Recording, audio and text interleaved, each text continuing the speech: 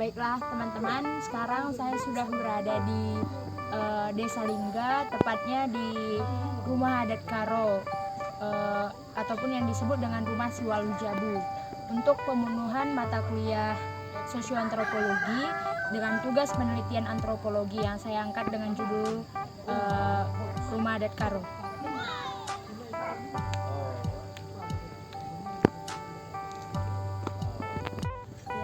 Jadi bagaimana tentang arsitektur dari Rumah Adat Karo ini? Iya, jadi arsitekturnya bentuknya dulu kan, Iya, bentuk bentuknya. rumah ini harus dia dari timur ke barat.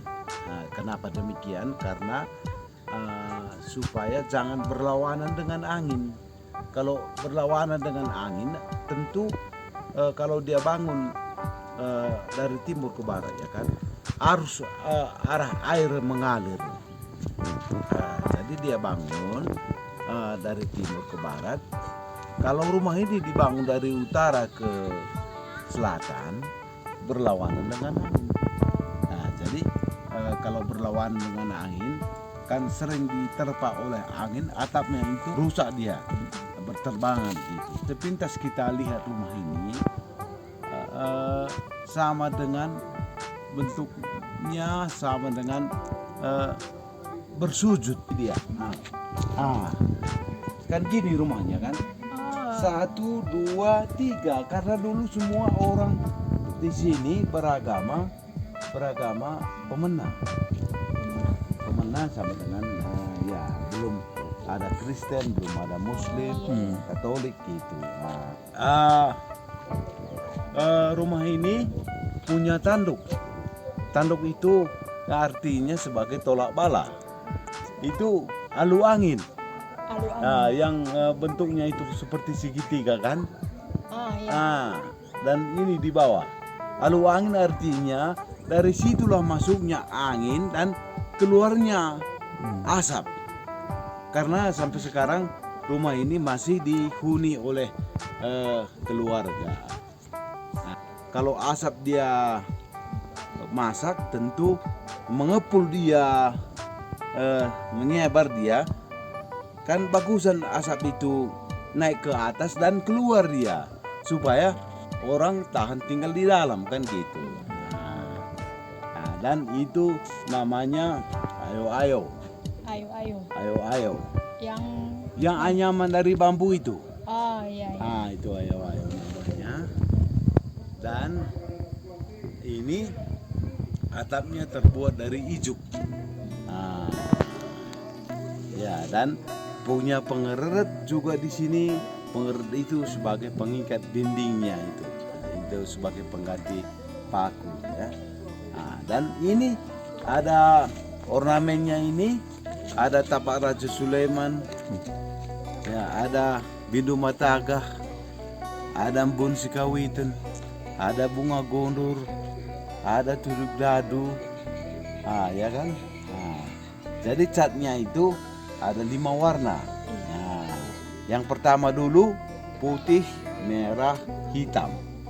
Setelah datang cat, ya karena dulu catnya yang warna hitam dan putih, merah itu dibuat alami, dibuat oleh manusia sendiri di sini. Ini kan ada tambahan itu sebagai kuning dan apa itu dan hijau itu ada jet datang kemari. Kalau untuk apanya itu sendiri Pak, makna dari kayak embun sikawitan, tapak Raja Sulaiman itu. Embun sikawitan itu artinya ini berkaitan dia kan, supaya yang tinggal dalam rumah walaupun berbeda-beda marganya, kaitannya antara keluarga satu dan yang keluarga lain ada kaitannya gitu. Itulah artinya embun sikawitan. Ada hubungannya antara anak beruka dan bubu senina. Keluarga yang tinggal di dalam, ya kan, antara keluarga yang ini walaupun berbeda dengan keluarga yang lain, tapi ada hubungan keluarga itu. anak Beruk, Kalimbubu atau Senini dia itu.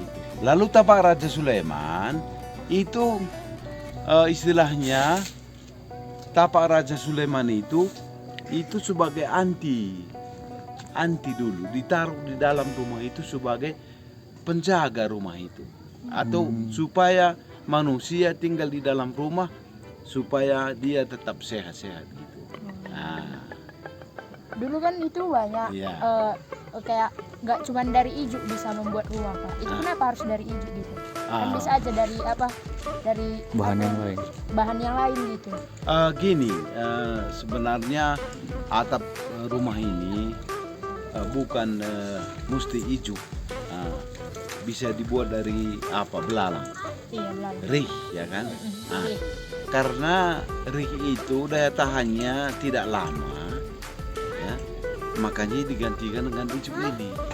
Nah, dulu kan ijuk ini ada ceritanya ini. Nah, dari Enau ini kalau bahasa Karonya kan batang tola kan. Nah, jadi dari situlah Brusebo katanya. Nah, jadi karena turangnya atau saudaranya dulu banyak utang karena main judi, dibilangnya mintalah sama turangku katanya. Nah, jadi pergilah turangnya ini ke hutan, jadi dia entamkan badannya di hutan pokok aren, ya kan? Jadi ya artinya kalau mana kamu perlu, kalau perlu airnya bisa diambil dari situ, kalau perlu seperti ijuk itu boleh diambil, perlu dirinya bisa diambil, ada sagu bisa diambil, ada sapu dari pohonnya itu bisa diambil, purih namanya. Dulu rumah adat ini ada bentuknya 3 macam. Nah, seperti rumah tancep katanya. Itu atapnya belalang, rih, bukan ijuk, tidak punya tanduk. Nah, dan kedua rumah sangka manuk. Sangka manis. Sangka manuk itu udah ijuk apanya, tetapi tiangnya nggak seperti ini, tetapi tiangnya itu begini dia. Iya. Nah, begini.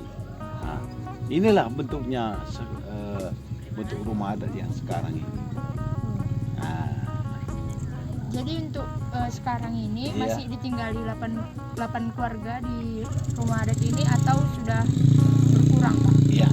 Artinya ini rumah adat 8 keluarga, bisa dihuni 8 keluarga, tetapi sekarang ya udah berkurang, ya bisa 2 keluarga lagi orang ini tinggal di sini, ya. Kenapa orang nggak tinggal di sini? Karena seperti ya misalnya anaknya sudah dewasa, ya, jadi udah dewasa dia, seperti udah gadis atau anak perana, ya. Jadi kalau dia tinggal di sini kadang susah sama dia karena nggak ada toilet. Iya, justru itu udah berkurang yang tinggal sekarang di sini. Karena itu Pak. Itu faktornya. Terus untuk perawatan rumahnya sendiri gitu bisa sampai makanya bertahan sampai sekarang gitu. Memang Ya. dijaga ya. Artinya gini, rumah adatnya itu kita tetap pelihara, umpamanya karena bahannya dari bambu, dari ijuk, dari kayu, ya kan. Jadi rumah kan perlu juga perawatan. Nah, jadi kalau dia rusak kita perbaiki.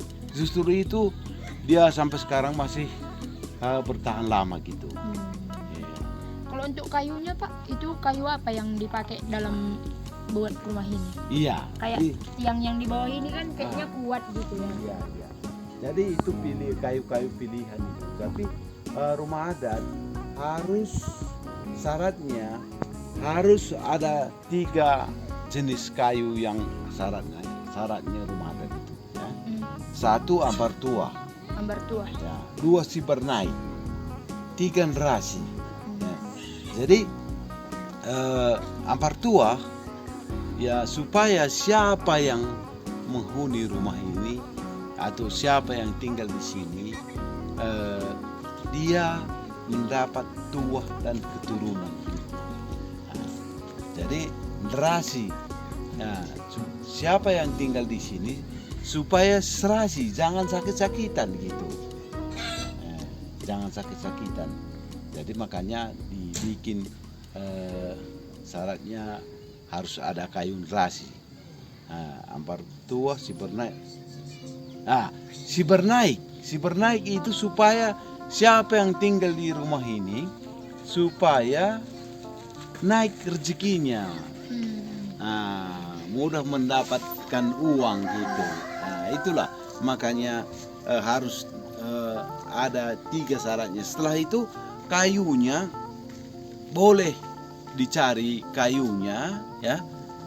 Setelah ada syaratnya yang 3 itu, asalkan kualitasnya keras, jangan taukam dap-dap lapuk. Tetapi ini derpih namanya ini. Derpih ini namanya yang pengerut itu. Itulah kayu dap-dap juga.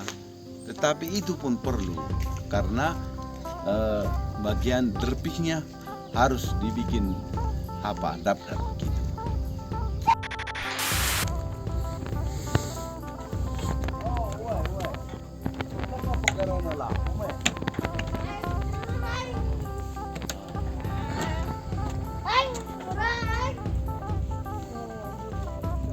Iya, 4 ini dapurnya.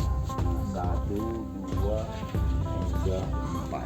Di satu dapur ini 2 keluarga. Satu dapur 2 keluarga. Iya. Jadi tengah ini untuk keluarga sini. Tengah lagi di sebelahnya. Dan tempat tidurnya di sana.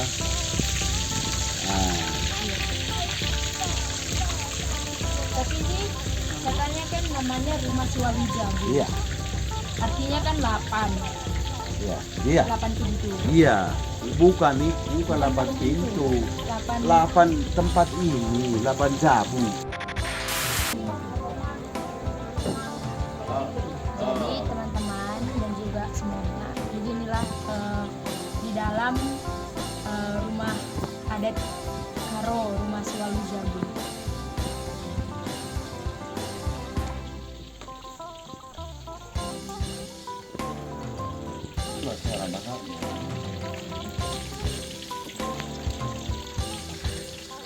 Abi.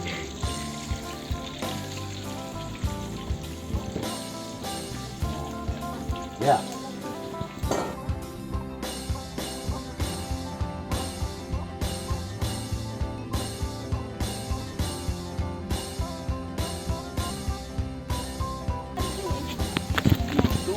Satu gajah. Misalnya kalau anak perana ya tidur di situ dulu. Jadi begitulah penjelasan tentang rumah adat Karo dari Bapak Tersek Ginting. Saya ucapkan terima kasih buat Bapak Tersek Ginting atas waktu dan juga penjelasannya. Ya, terima kasih.